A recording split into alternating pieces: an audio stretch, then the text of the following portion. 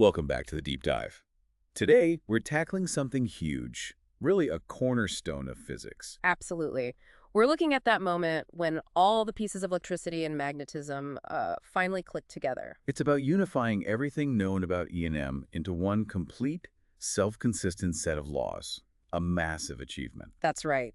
Our mission in this deep dive is to pull out that final, crucial puzzle piece, the one that lets the static laws we knew work for dynamic, changing fields. This leads us straight to Maxwell's four equations and, well, the revolutionary idea that just pops out of them. Yeah, because before this, a lot of the laws had these sort of footnotes, didn't they? Like, only works for steady currents. Exactly. Conditions applied. Maxwell basically removed the fine print, made the laws universal. So they work whether things are sitting still or, changing rapidly. Let's dive into how he managed that. Okay, so to really get Maxwell's contribution, we need to see the picture before he fixed it, the four fundamental laws as they stood. Right, the pre-Maxwell setup. Let's lay them out. First up, Gauss's law for the electric field. Pillar number one. Okay. It essentially says the total electric field flux, or flow, out of any closed imaginary box depends only on the total charge inside. Simple as that. Charge makes E field. Got it. Sources and sinks for the electric field. Then pillar two is the magnetic equivalent. Gauss's law for the magnetic field. This one's even simpler in a way. The total magnetic flux through any closed surface is always zero. Meaning no magnetic midipoles, right? No isolated north or south poles. Magnetic field lines always loop back. Precisely. You can't trap a magnetic charge. Okay, two down. What's number three? Number three gets dynamic. Faraday's law of induction. This is the big connection people knew about. It says a changing magnetic field, or technically the rate of change of magnetic flux, creates a circulating electric field. Think curls of E. Right, that's the basis for generators, transformers. Changing B makes E. Exactly. Now the fourth one, this was the tricky one. Ampere's law. In its original form, it related a circulating magnetic field, the curl of B, directly to the density of electric current, J. But crucially, only steady current. And that's the weak link, that steady current part. That's where the whole structure started to wobble, because that steady current version of Ampere's law clashed, mathematically, with something absolutely fundamental. Which is? The conservation of charge. You know, the basic idea that charge can't just appear or disappear from nowhere. Of course. If charge decreases in one place, current has to flow out. You can't just lose it. But the math of the original Ampere's law had this property. Its divergence had to be zero, and the divergence of current density J is related to how charge density changes over time. Wait, so the math of Ampere's law demanded that the divergence of J is zero. Which means charge density cannot change over time. It basically outlawed things like charging or discharging capacitors. But we know capacitors charge, so the law was fundamentally incomplete. Exactly. It contradicted reality in dynamic situations. Maxwell saw this mathematical inconsistency and knew something had to be added. And this is where his genius comes in. What did he add? He proposed adding a new term to Ampere's law, a term related not to moving charge, but to the rate of change of the electric field itself. He called it the displacement current. Okay, hold on. A changing electric field acting like a current to create a magnetic field, that feels indirect. It does, but it's mathematically necessary. This extra term, proportional to A air, ensures that the modified Ampere's law is always consistent with charge conservation, even when charges are piling up or draining away. It fixes the mathematical break. All right, so it fixes the math, but we need to see why it's physically real. Feynman gives us a couple of great examples, right? He does. Two classic thought experiments that show this displacement current isn't just a trick, it's essential. Let's start with the first one. The leaking sphere. Okay, imagine a big ball of something, maybe radioactive stuff, that's constantly losing charge. And the charge leaks out perfectly radially, straight outwards in all directions. So current, J, is flowing symmetrically outwards everywhere from the surface, like spokes on a wheel. Right. Now, the original Ampere's law says if there's a current J, there should be a circulating magnetic field, a curl of B, around it. But wait, if everything is perfectly radial, perfectly symmetric, how can there be a curl? A circulation. It doesn't make sense. You wouldn't expect any B field looping around. Exactly. The symmetry demands zero circulating B field. But the old Ampere's law, looking only at J, incorrectly predicts one. That's the paradox. So how does Maxwell's fix resolve this? Well, as the charge Q inside the sphere leaks out, Q is decreasing. That means the radial electric field E produced by that charge is also decreasing over time.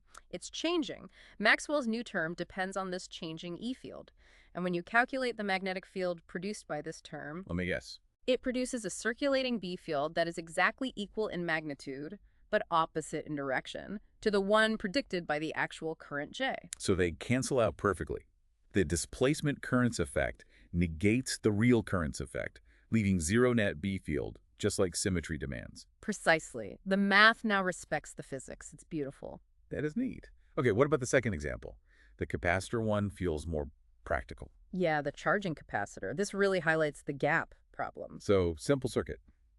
Wire carrying current I, charging up a standard parallel plate capacitor.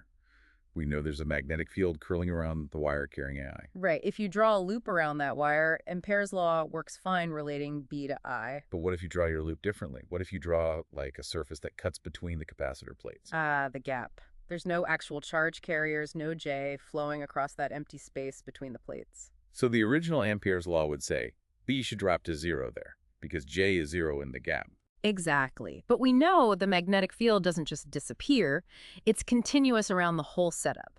The old law fails right there in the gap. Enter the displacement current. You got it. In that gap, as charge builds up on the plates, the electric field E between them is increasing rapidly. It's changing with time. Maxwell's displacement current term, proportional to zeros, is not zero in the gap. And it turns out this term alone generates the exact same magnetic field B in the gap that the real current I generates around the wire.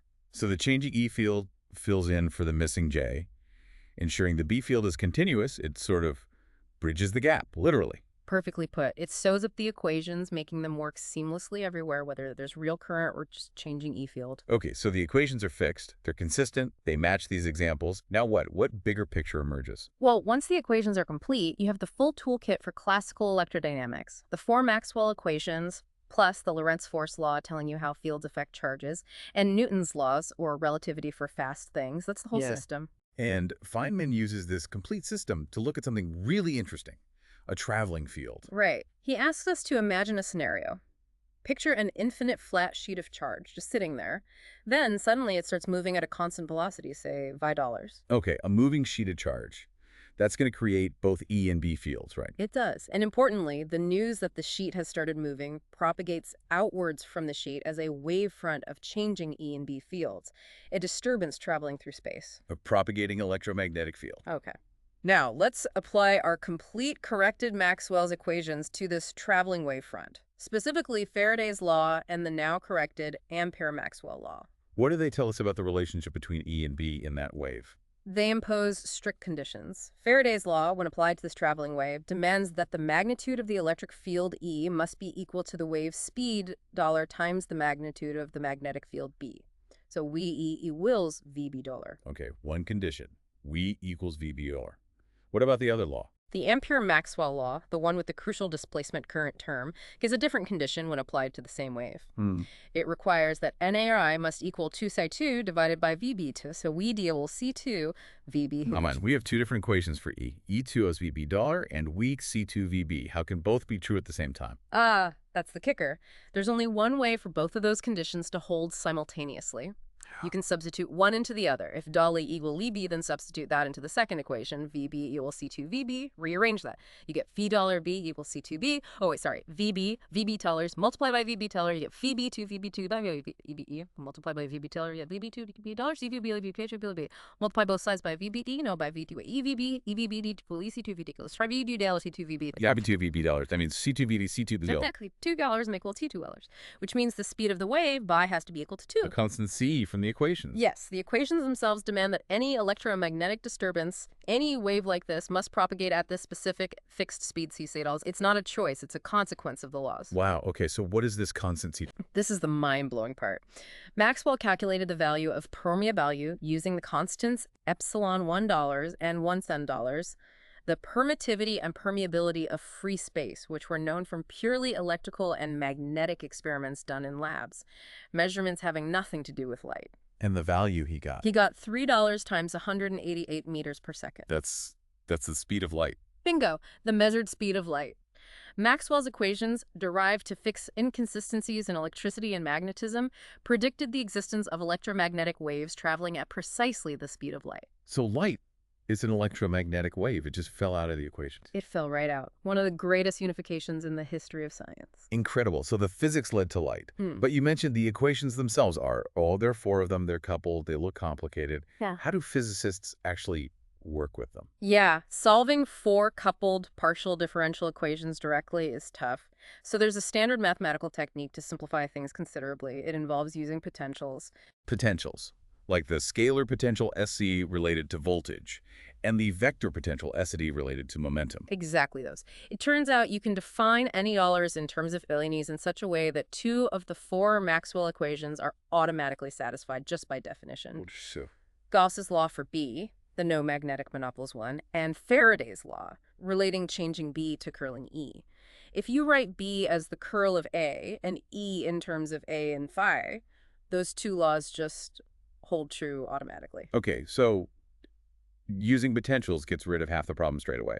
That leaves Gauss's law for E and the corrected Ampere-Maxwell law. Right. And then you substitute the potential definitions for E and B into those remaining two equations. You get equations purely in terms of phi and I Sounds complicated. It is initially. But Okay. then there's another mathematical choice you can make called choosing a gauge. The Lorentz gauge is a particularly clever choice. Why? What does it do? It decouples the equations for $50. After choosing this gauge and doing some algebra, the whole complicated system simplifies dramatically. And what do you end up with? You end up with two beautifully simple separate equations, one for a tile and one for 8. And they both have exactly the same mathematical form. Which is? They are wave equations, standard second-order wave equations, the kind that explicitly describes something propagating as a wave. And the speed of propagation in those wave equations. It's $20. That same constant sign, the math confirms it directly. Any changes in the sources, charges air, or currents dollars will propagate outwards through the potentials C and a dollars and therefore through the fields E and B as waves traveling at the speed of light. So the wave nature isn't just a consequence. It's baked right into the simplest mathematical form of the full theory. Hashtag tag outro. Okay, let's recap this journey. We started with the known laws of E and M, found a crack in the foundation Ampere's law conflicting with charge conservation. Maxwell fixed it with the displacement current term, partial E, partial T, making the math consistent. And that single fix didn't just patch the hole. It unlocked something profound.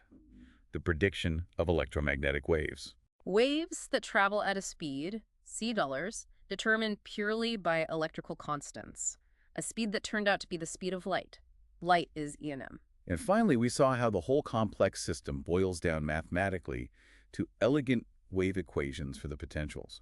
That's the story. The Maxwell equations, these four pillars, alongside charge conservation and the force law, they are the complete description of classical electrodynamics.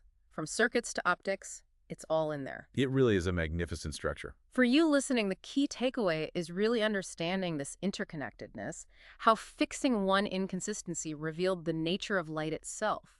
These equations describe so much of the world around us. And Feynman leaves us with a tantalizing thought to ponder, doesn't he? He does. If you create an electromagnetic wave, say, by wiggling that sheet of charge and then you stop wiggling it, the wave keeps going, right? It detaches. Right, traveling off at speed, Singh-Errol. So what happens to the energy and momentum that were put into creating that wave? It's now traveling through space, completely disconnected from its source. Where is that energy? How does it travel? Something to definitely mull over. The field itself carries energy and momentum. Thank you for joining us for this deep dive into the unifying power and, frankly, the sheer beauty of Maxwell's equations.